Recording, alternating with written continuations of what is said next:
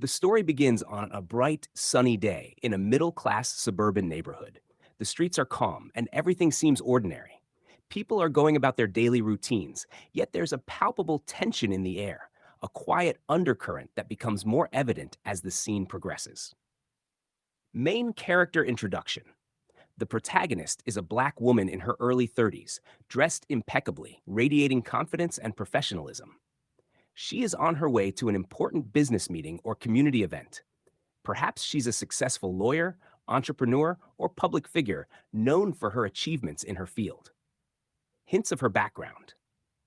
Briefly introduce her accomplishments, such as being a recognized leader in her community, an advocate for social justice, or holding a prominent position at a company.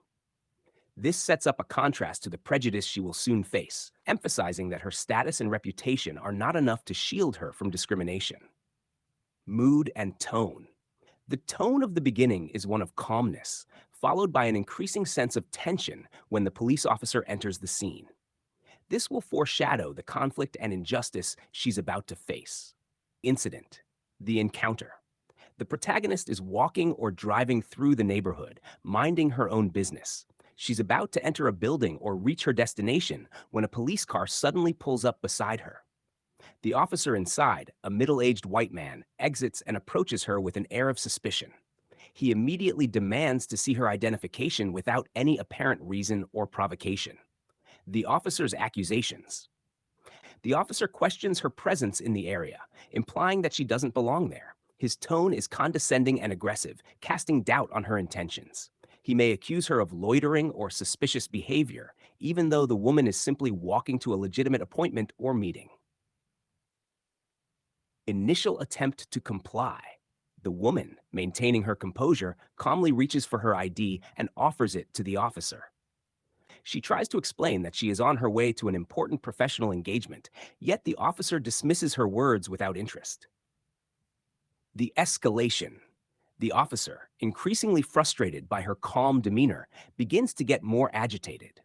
He demands her ID in an almost aggressive manner, perhaps ordering her to provide additional information or to step aside. He seems determined to assert control over the situation, despite the lack of any real cause. Destruction of the ID. In a moment of rage and complete disregard for procedure, the officer rips up her ID or destroys it in front of her. He may claim that it's not valid or doesn't matter, despite the fact that it's clearly legitimate. This action is an overt symbol of his racism and his attempt to belittle her, undermining her sense of dignity. The woman's reaction. The woman is in shock. Her heart races, but she remains composed. Her initial disbelief quickly turns into frustration and anger, but she knows that escalating the situation could be dangerous. She tries to reason with the officer, asking him why he's destroying her ID and urging him to show some respect. But the officer is unyielding, ignoring her protests. Bystanders in the area begin to notice the altercation. Some watch from a distance, while others begin to murmur among themselves. The tension in the air thickens, adding an uncomfortable public element to the interaction. This scene sets up the conflict, highlighting the absurdity and injustice of the situation, while illustrating the woman's strength in the face of adversity. Prejudices, internal thoughts. After destroying the woman's ID, the scene briefly shifts to the officer's mindset. His thoughts reveal deep seated prejudice and racial bias, which he subconsciously justifies. He might believe that a black woman, especially one in a professional or affluent setting, doesn't belong in the neighborhood or the situation. His racist views inform how he perceives the woman, not as an individual, but through the lens of stereotypes and unfounded assumptions. Historical context of the officer's behavior. Provide some backstory on the officer. This could be in the form of an internal monologue or through brief flashbacks. He may have a history of interacting with marginalized communities in a biased manner, often exercising his authority over them without question. Perhaps he's had previous encounters where he felt justified in his actions, reinforcing his belief in his own superiority. Microaggressions and pattern of behavior. The officer may recall instances where he stereotyped people based on their race or socioeconomic status. He has likely engaged in microaggressions in the past, dismissing black individuals as unimportant or out of place. And now, with the woman in front of him, these biases are on full display. His aggressive behavior is rooted not in any real threat, but in his distorted worldview. Rationalizing his actions. The officer may attempt to rationalize his actions in his mind. He tells himself that he's just doing his job or keeping the peace. This is a defense mechanism where he deflects responsibility for his actions by claiming they are in service of a greater good. He may even think of her as challenging his authority or resisting him, when in reality, she is simply standing up for her rights. A subtle desire for control. The officer's actions also stem from a desire to maintain control. His authority is threatened by the woman's calm, confident demeanor. She is someone who is educated, professional, and unapologetically successful, which may subconsciously irritate him, as it contradicts his narrow view of the roles that people of color should play in society. In his eyes, the woman's composed challenge to his actions is an affront to his authority, triggering a more aggressive response. Foreshadowing the conflict. This section serves to deepen the emotional complexity of the officer's character while setting up the clash of values and identities that will unfold. It contrasts the woman's dignity and self assurance with the officer's internalized racism, hinting at the inevitable reckoning that will occur once the woman's true identity is revealed. This part of the story, immediate reaction. As the officer rips up her ID, the woman is momentarily stunned. Her face falls, and her breath catches in her throat. She can't believe what's just happened. She has always been calm and composed in confrontational situations, but this feels different. It's an assault on her identity, an unprovoked attack on her very sense of self. She stares at the shredded pieces of her ID in disbelief, trying to process the sheer injustice of it. Rising frustration. After the initial shock wears off, frustration starts to set in. She feels a surge of anger rising within her, but she forces herself to remain calm. She knows that reacting aggressively might escalate the situation, and she doesn't want to give the officer an excuse to act even more aggressively. Her frustration is not just with the officer, but with the reality that she, despite her accomplishments and status, is still treated with suspicion and disdain solely because of her race. Attempt to reason with the officer. She gathers herself and speaks in a steady, controlled voice. She tries to explain the importance of her identification and the situation she is in. "I'm on my way to an important meeting," she says. "I need that ID. It's valid, and it's mine." She appeals to his professionalism, hoping that logic and reason will prevail. But the officer remains cold and unresponsive, dismissing her words as irrelevant. Realizing the officer's intent, as she speaks, it becomes clear that the officer is not interested in her explanation. She realizes, with growing frustration, that this is not about an ID. It's about his need to assert control over her. His attitude suggests that he has already made up his mind about who she is, and nothing she says will change that. She can feel the weight of his prejudice, and it's infuriating. Internal conflict. Her mind races with conflicting thoughts. She wants to stand up for herself, to show the officer that she's more than the stereotype he sees. But at the same time, she feels a deep, suffocating sense of vulnerability. She knows how dangerous it can be to escalate things, especially with someone like him. Every instinct tells her to be careful, to avoid giving him a reason to make her the target of further aggression. Emotional toll. Despite trying to stay composed, the emotional toll is undeniable. The humiliation of being treated as though she doesn't belong, despite her success and contributions to society, takes its toll on her self-esteem. She had hoped that this type of behavior was behind her, that her achievements would shield her from such blatant racism. But in this moment, she's reminded of how fragile that protection is. As the altercation continues, bystanders begin to notice the situation unfolding. Some watch with concern, others with disbelief, sensing that something unjust is happening but unsure of how to intervene. The woman's composed manner is in stark contrast to the officer's growing hostility, and those watching may feel uncomfortable, torn between wanting to speak up and fearing potential repercussions. This part of the story highlights the sudden turn of events, a new arrival. Just as the confrontation intensifies, a new person arrives on the scene, a well-dressed man or woman, possibly in a suit, exuding authority and importance. This could be a high-ranking official, a local leader, or even someone from law enforcement who recognizes the black woman immediately. Their presence shifts the atmosphere, and the bystanders' whispers grow louder. Recognition and shock. The new arrival's expression changes the moment they see the woman. Their face registers instant recognition and they rush over. Wait, what's going on here? They demand, their voice carrying authority. They turn to the officer and, with a tone of disbelief, ask, "Do you have any idea who she is?" The officer's confusion. The cop falters for the first time. His confidence wavers as he glances between the woman and the person addressing him. "She refused to cooperate," he mutters, still trying to justify his actions. But there's hesitation now. He senses he might have made a mistake, though he doesn't yet grasp the full extent of it. The woman's silent power. The black woman, despite her frustration and anger, remains composed. She watches as the situation unfolds, knowing that her identity is about to be revealed. But she also feels a deep wariness. Why should her worth have to be proven for her to be treated with respect? The officer's realization begins. The official or leader, now fully aware of what has happened, looks at the officer with disgust.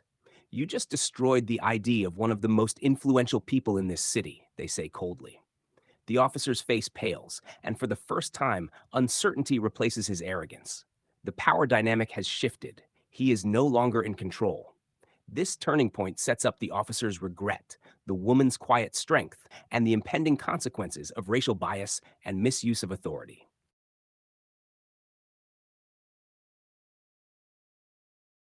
Revelation of her identity. A shocking truth. The well-dressed man steps closer to the officer, shaking his head in disbelief. "Do you even know who you're dealing with?" he asks, his voice filled with frustration. He turns to the black woman with an apologetic look before revealing her true identity to everyone watching. A powerful name. The bystanders gasp as the truth is spoken. The woman is not just an ordinary citizen, she's a prominent figure. Perhaps she's a high-ranking government official, a respected judge, a CEO, or a well-known activist. The weight of her name immediately changes the dynamic. The officer's realization. The racist cop's face drains of color. The arrogance that once fueled him disappears as the reality of his mistake sinks in. He had assumed she was nobody, but now he realizes he has humiliated and disrespected someone with immense influence. He stammers, struggling to find words to justify his actions. The bystanders' reactions. Murmurs spread through the small crowd. Some people pull out their phones, recording the unfolding scene. Others shake their heads in disgust, recognizing the racial bias that led to this unnecessary confrontation. The woman's response. Despite the injustice, the woman remains composed. She locks eyes with the officer, her expression unwavering. "Did I need to be important for you to treat me with respect?" she asks, her voice calm but filled with power. The officer has no answer. This revelation moment cements the officer's regret, exposes systemic prejudice, and highlights the resilience of the woman who has faced this injustice. Cop's regret. Shock and panic. The officer's confidence crumbles as the weight of his actions dawns on him. His face shifts from arrogance to panic. He stammers, struggling to justify his behavior. I I didn't know," he mutters, realizing that his career could be in jeopardy. Desperate backpedaling.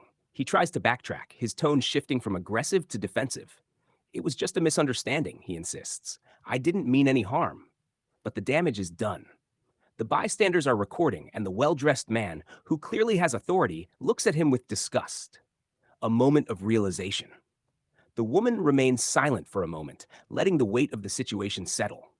She watches the officer squirm, understanding that, for once, he is experiencing the fear and helplessness that he so easily imposed on others. Public embarrassment. The crowd whispers loudly now, and someone mutters, "This is why we don't trust the police." The officer hears it, and his shame deepens. He had been so sure of his power just moments ago, but now he stands exposed, his prejudice laid bare for all to see.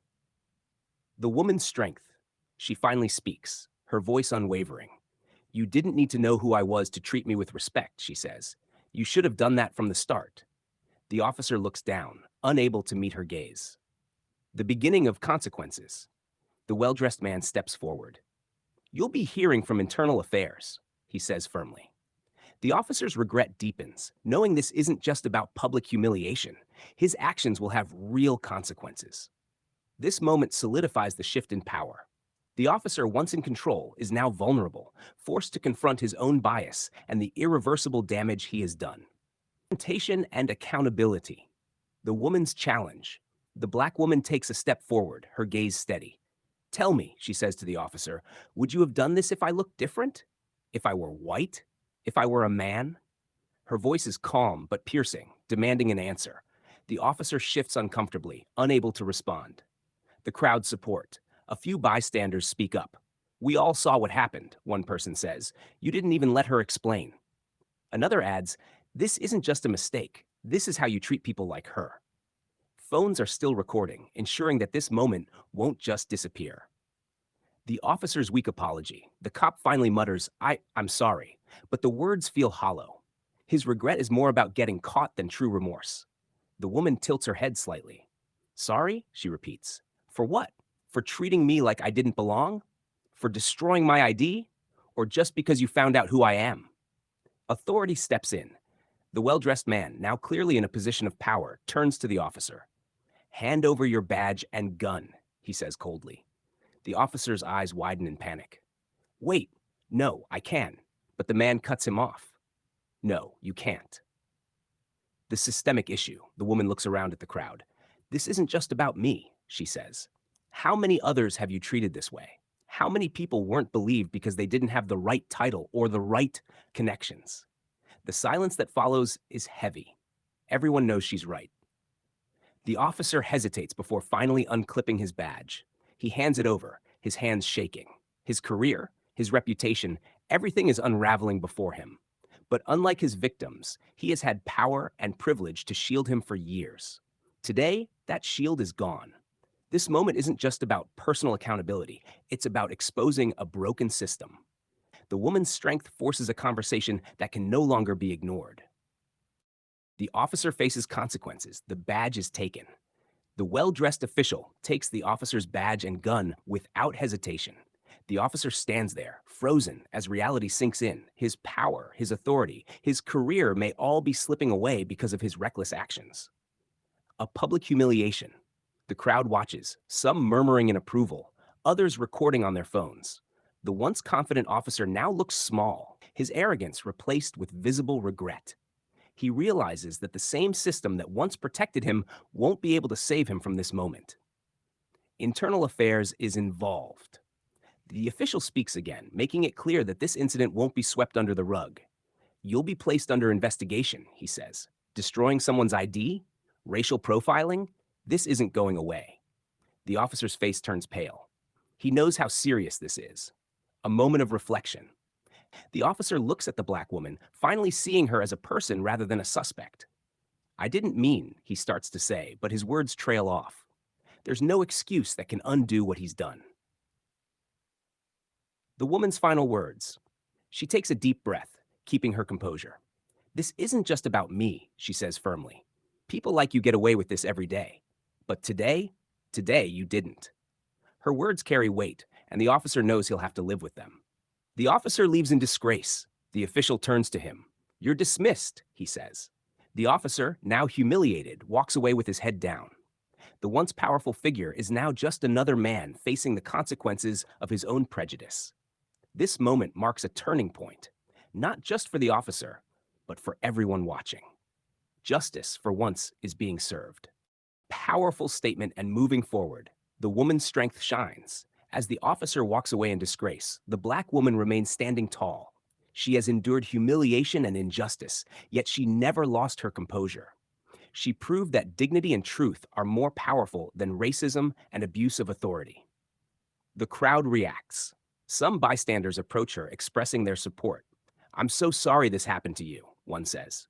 Another nods, "You handled that with so much strength." The moment has left an impact, not just on those involved, but on everyone who witnessed it.